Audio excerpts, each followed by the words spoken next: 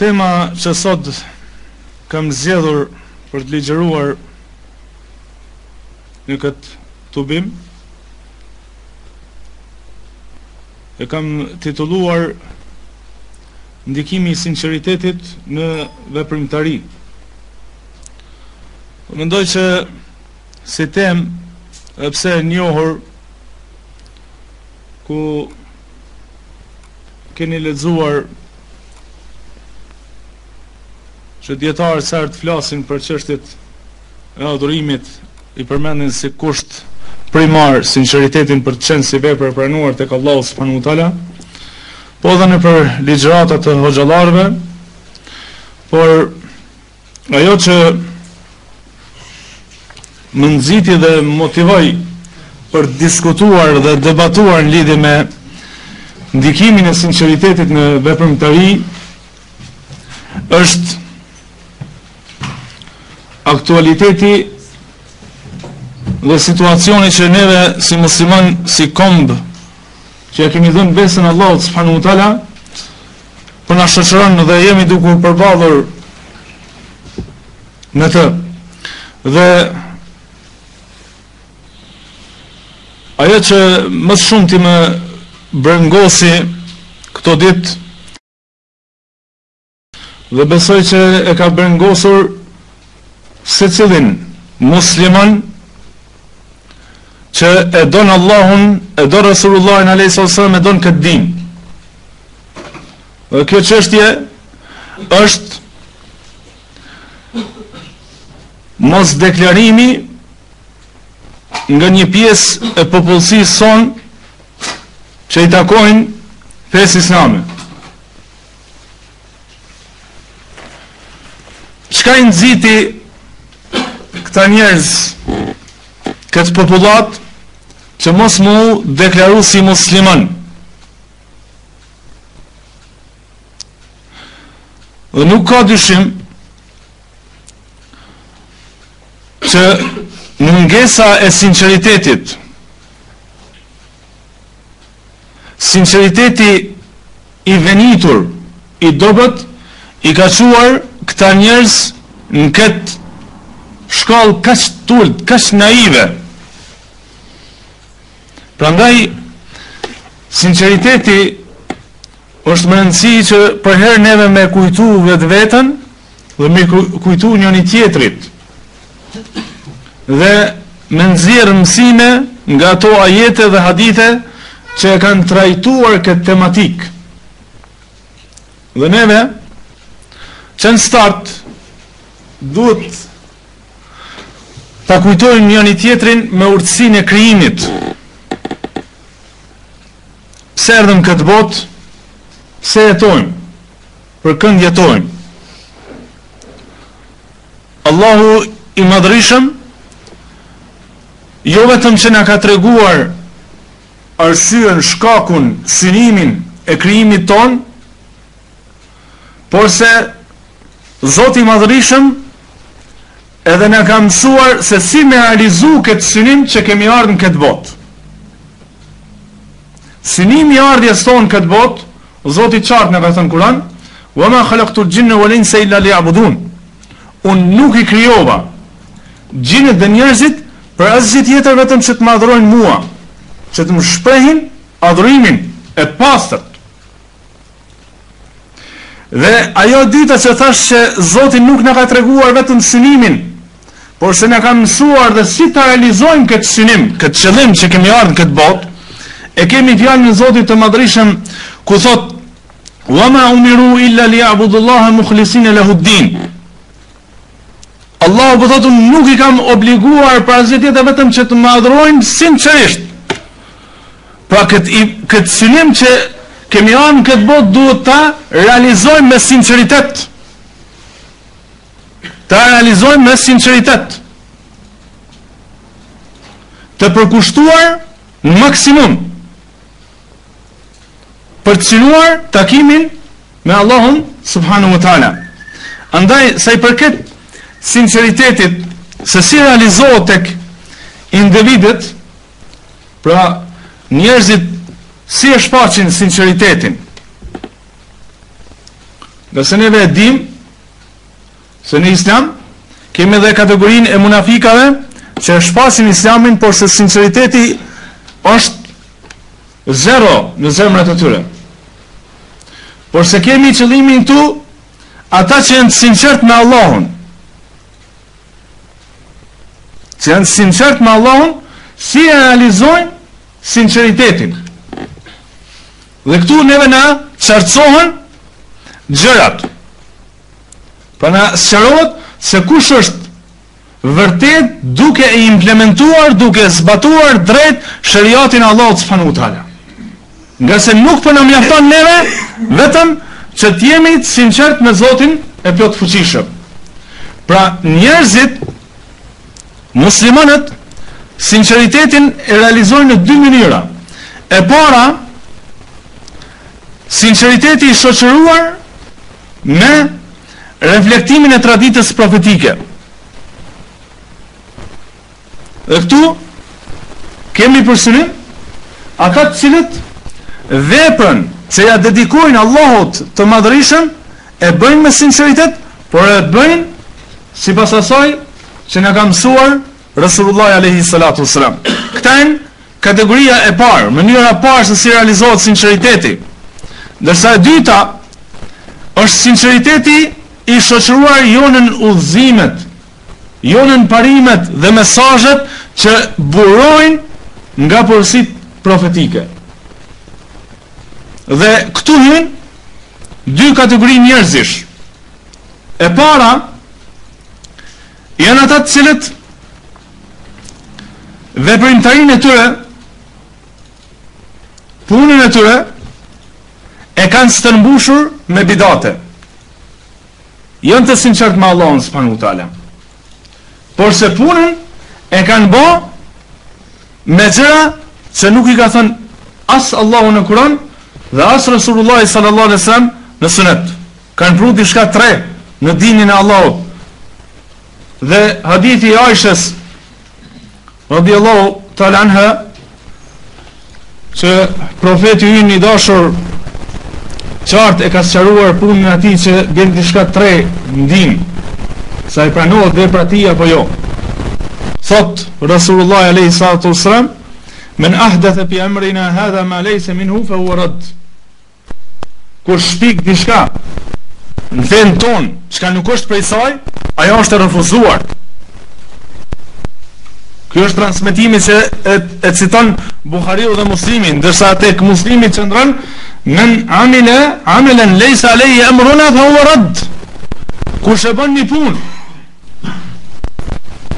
vepër e cila nuk është prej fesë son, ajo është e refuzuar. Dhe kategoria e dytë e njerëzve janë ata që veprimtarinë e tyre e bëjnë me sinqeritet, por se punët e tyre realizohen, implementohen përmes mëkateve, pra përmes kundërshtimeve të qarta që i bëhen mesazhit qiellor të finalizuar me Kur'anin dhe me sunetin e Rasulullahit alayhis salam. Pra kemi të bëjmë me makiavelistët, me ata të cilët veprimtarinë e tyre e kanë të mbështetur mbi sloganin "Qëllimi justifikon mjetin". Qëllimi justifikon mjetin. Me lejohet me mbyt, me masakru, vetëm për me arrit veprën ose qëllimin cilin Zoti e don. Ndërsa mjeti që e ka realizuar qëllim ka qenë haram.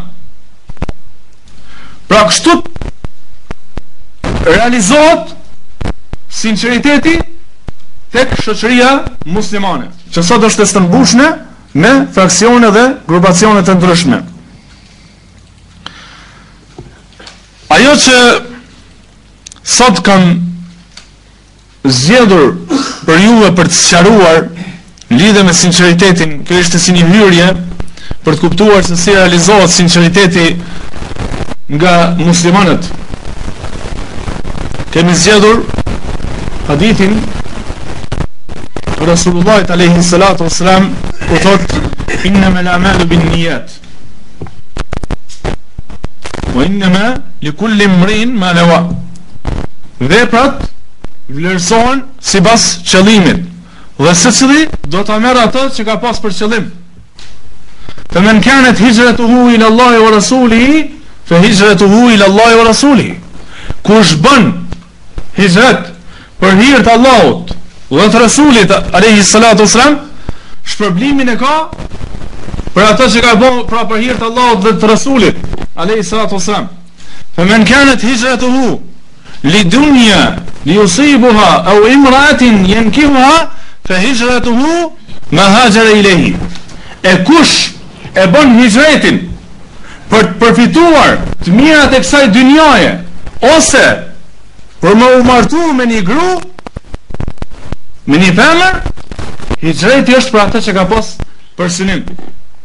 Këtë hadith, vëllezër të nderuar, na mjafton për të potencuar djetarin e mrekullueshëm Imam Buhariun rahmetullahi alayhi, që këtë hadith e ka shënuar si hadithin e parë dhe e ka filluar librin e tij madhështor, Sahihun e tij, me këtë hadith. Libër që Allahu e ka ngrit që muslimanët, ummeti Rasulullahit alayhi salatu wasalam, me konsideru si librin më njëherë pas Kuranit. E ka filluar këtë libër madhështor me këtë hadith. Dhe kemi edhe dietar tjerë që kanë filluar libra me këtë hadith. Sa që ka pas për dietarëve që kanë thonë se çdo kapitull që ta fillojmë për me sqaru, me fillu me këtë hadith. Hadith madhështor. Ajo që na sqarohet nga ky hadith është se punët që bëhen për hir të Zotit, ato do t'jenë që Zoti do t'i shpërblej. Dhe veprimet tjera janë që njerëzit i bëjnë për pasionet e tyre, për çefet e tyre. Gjë tjetër më rëndësishme në këtë hadith të Rasulullahit alayhi salatu wassalam është se profeti ynë, paqja dhe bekimet e tij qofshin mbi të, fitnën, sprovën e dynjas e ka krahasu me sprovën e femrës. Me njëri e ka qitë sprovën e dynjas dhe këtë çka ka aty, dhe me njëri e ka qitë sprovën e femrës. Dhe janë tri gjëra që njeriu e korruptojnë, e snjerëzojnë. Është pasuria, është pushteti dhe është femra. Dhe njeriu mund ta humbë pasurinë dhe pushtetin për shkak të femrës. Dhe për këtë arsye Resulullah alayhi sallam me njëri e citi sprovën e botës, dhe çfarë posaton edhe për të mirave, në anën tjetër të femrës.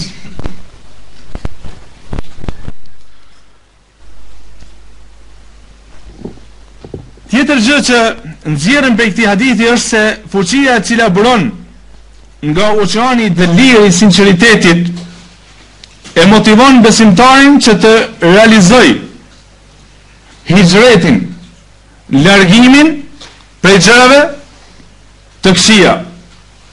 Pra ai që ka sinqeritet, fuqia e sinqeritetit e bën që personi me u largu prej gjërave të këqija. Dhe këtu i kemi tre kapitull që përmlidhen tek gjërat e këqija. E para është largimi nga vendi i kufrit, nga një vend ku shfaqet, mbrohet propaganda e djallit të mallkuar dhe luftohet mesazhi i Allahut subhanahu wa taala. Ai që ka sinqeritetin e pastër është i lidhur me Allahun subhanahu wa taala. Ai nuk mund të rrinë në këtë vend. Ku luftohet dini i Allahut, ku mbrohet rruga e djallit të mallkuar, ai nuk mund të rrinë në atë vend. Kërkon një vend ku adhurohet Allahu subhanahu wa taala. E dyta, largimi nga haramet, largimin nga ato që Allahu i ka ndalu. Dhe sa më i tepër, sa më i fuqishëm që është sinqeriteti, aq më të pastër do ta kemi edhe veprimtarinë tonë. Dhe këtë e vrejmë secili prej neve. Në ato momente kur jemi në shoqëri me vëllezërit, apo jemi duke lexuar ajetet e Kur'anit apo hadithet e Resulullahit alayhis salam, ose ndonjë libër që flet mbi vlerat e imanit, e shohim se në zemrën tonë sinqeriteti vulkanizohet dhe ato gabime që na janë shfaqur, që i kemi bërë, se jemi njerëz, gabojmë, me njerë vreta e ndjenja për të startuar me njerë me pendesën tek Allahu subhanahu wa taala. Dhe këtu është kuptohet rëndësia e sinqeritetit në jetën tonë. Pra në atë moment kur e vrejmë se një vëlla po gabon për stepërmi, ta kemi parasysh se sinqeriteti nuk është duke ndikuar në veprimtarinë e tij. E ka të dobët. Atëherë cili është ilaçi? Që t'i afrohemi dhe ta ndihmojmë, ta përkrajmë, jo ta kritikojmë. Pra sinqeriteti i fortë të motivon mu largu prej harameve, prej gjunave, mos me qenë nga ata që mëkatojnë, me qenë nga ata që i nënshtrohen sinqerisht Allahut subhanahu wa taala. Dhe treta e fundit është largimi nga njerëzit e devijuar. Ai që ka sinqeritet e don Allahun subhanahu wa taala, nuk rrin me ata që e kundërshtojnë Allahun. Që shkon me një musliman që e don Allahun, zemra e tij është e mbushur me sinqeritet. Me ata që e kundërshton fjalën e Zotit. Që shka mundësi një musliman i cili e pason sakt sunetin e Resulullahit alayhis salam, e don shpirtnisht, xhelozon për Resulullahin alayhis salam, me një bidatzi se ka sjell devijime dhe i devijon njerëzit. Nuk ka mundësi. Nuk mund të shoqërohet me një person të devijuar, ai që është i udhëzuar dhe ka zemrën të mbushur me sinqeritet. Prandaj sinqeriteti ndikon shumë pozitivisht, që duhet ta kultivojmë, ta fuqizojmë zemrën tonë, për më ruajtur prej këtyre tri gjërave që njeriu e dobësojnë në personalitet, në ndjenja dhe në jetën e tij në përgjithësi. Ky është një sejm i shkurtër i këtij hadithi madhështor, nga se nuk e shohim të arsyeshme të zgjerohemi, nga se keni komente ku mund të adresoni për të lexuar lidhje me këtë hadith. Dhe koment të mrekullueshëm ka bërë Sheikh Abadi hafidhullah, dhe të librin po shoh atje, sqarimet e 40 haditheve të Imam Nevaviut, po ashtu të Sheikh Uthayminit.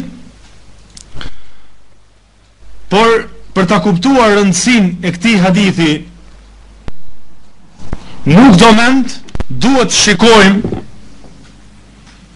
se kush e ndëgjoi, kush e transmetoi këtë hadith, këtë fjalë të bekuar të profetit alayhi salatu wassalam. Kush ishte ai person që e transmetoi këtë hadith? Ai ishte një njeri besnik, shoqërues i afërt i Resulullahit alayhi salatu wassalam. Ishte Omeri, halifja, udhëheqësi i dytë i muslimanëve. Allahu i gjithë përshtatshëm qoftë i kënaqur me të. Dhe kur themi se rëndësinë e hadithit e kuptojmë nga transmetuesi i këtij hadithi, pra nga Omer radhiyallahu ta'ala anhu, duhet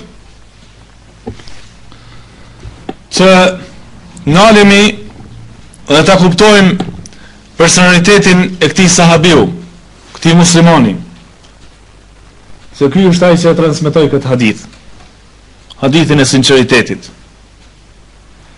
Nëse e ka ditë vlerën e kësaj thënie madhështore të Resulullahit alayhi sallam. Çfarë shtyri këtë njeri të madh, këtë burr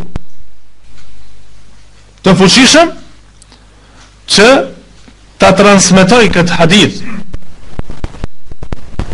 Përgjigjja është personaliteti i tij ishte i ndërtuar, ishte i formuar, kultura dhe civilizimi i tij ishte mbi parimin e sinqeritetit. Dhe profeti sallallahu alaihi wasallam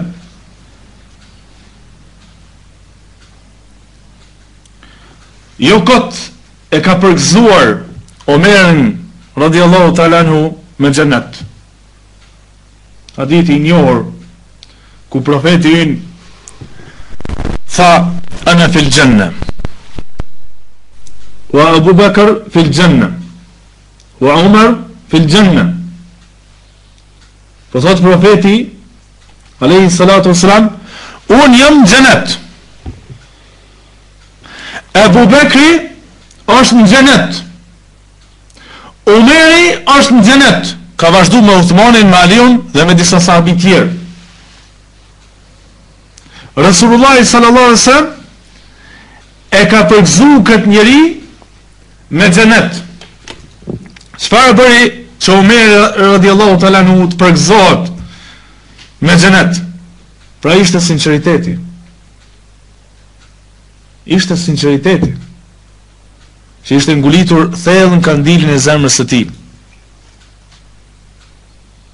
Pra një sinqeritet i cili e ka ujitur zemrën e Omerit radiallahu ta'ala anhu, prej zemrës së cilës kanë shpërthyer frutat e veprave madhështore, që me të është reflektuar personaliteti i ndritshëm dhe madhështor i Omerit, që e ka reflektuar Islamin burimor. Pra ka bërë sinqeriteti i fort që Resulullah a.s. me përgëzu me xhenet. Edhe pse ishte i përgëzu me xhenet, kishte frikë nga hipokrizia. Kishte frikë nga hipokrizia. Kishte frikë se çush po del para Allahut subhanahu wa taala. I përgëzu me xhenet. Si është halli jonë? Neve në fillim të ligjëratës e lexuam një ajet ku Allahu na drejtohet: ya alladhina amanu taqullaha haqqa tuqatihi wa la tamutunna illa wa antum muslimun. O ju të cilët keni besuar, keni frikë Allahun sinqerisht. Frikësoni Allahut dhe mos vdisni ndryshe vetëm se duke qenë musliman. Para se me thënë fjalën e fundit në këtë ajet, Zoti mos vdisni ndryshe vetëm se duke qenë musliman, i ka përmend dy cilësi, dy atribute që na ndihmojnë neve me e përmbyll kapitullin e jetës sonë duke qenë faqebar. E para me pas imanin. Dhe imani nuk mund të jetë i pastërt pas sinqeritet. Dhe e dyta me pas frikë Allahun subhanahu wa taala. Këto dy cilësi kishte Omeri radiallahu ta'ala anhu. Prap kishte frikë se çish po za takimi me engjëllin e vdekjes.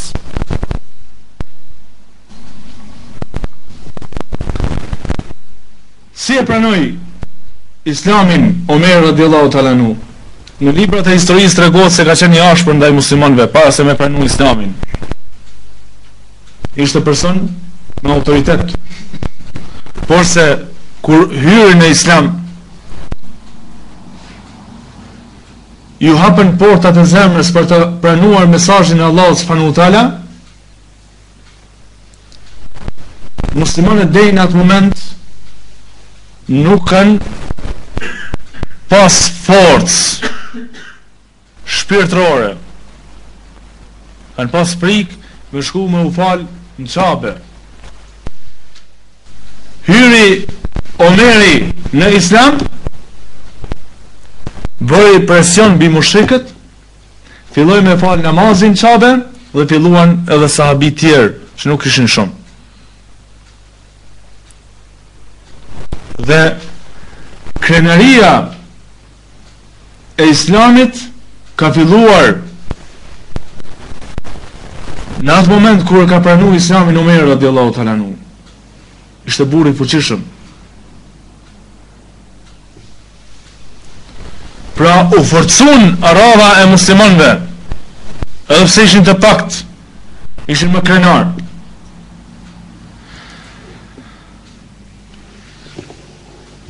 Si udhëheqës, Allahu i dha bereqet të madh, çliroi toka të shumta. E çliroi edhe Kudsin, që sot po luftohet për të. Nëse shikojmë si familjar, neve na mjafton për ta ditur se cili prind që ka evlad, që ka fëmijë, i mjafton për t'i thënë se çfarë prindi ka qenë Omeri, çfarë babe ka qenë Omeri, me i thonë, me i tregu se djali i tij ka qenë Abdullah ibn Omeri, që ka eduku në frymën e sunetit. Sa që ulemaja i thojnë sahabi sunetit, Abdullah ibn Omerit, nga se kishte marrë edukatën nga prindi i tij që mos më u largu Resulullahit alayhis salam.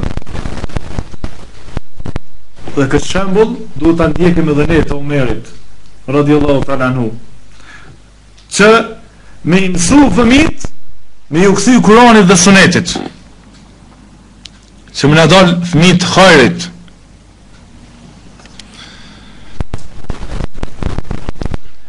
Ndërsa të vdekja ishte një tragjedi e madhe për muslimanët. Ishte Megjusi e Bolole që e goditi me thik në namazin e sabahut. Neve nuk na intereson të flasim gjënsisht, por se e përmenda vdekjen e Omerit, nga se në momentet duke dhënë shpirt, kishte ardhur një çun, një fëmijë me vizitu Omerin radhiyallahu ta'ala anhu, dhe ku ja ka pa izarin, rrobën nën zogun e këmbës, e ka këshilluar në ato momente që me ngrit rrobën mos me lanë në zogun e këmbës. Kush e boni vallë, kush e shtyri, kush e motivoi Omerin në atë gjendje tragjike, që ishte duke u përballë me vdekjen, që me këshillu, ishte sinqeriteti. Ishte sinqeriteti që kishte dhe Allahu subhanahu wa taala. Dhe neve e dim, dhe se cili, në atë moment kur e ki sinqeritetin më të fuqishëm, ki njerëzit mi këshillu për të mirë dhe ki mi ndalu për të këshijave. Në atë moment kur e ki më të dopt, kam me ta buvaki dhe marë mi thonë mësë bënë kështë.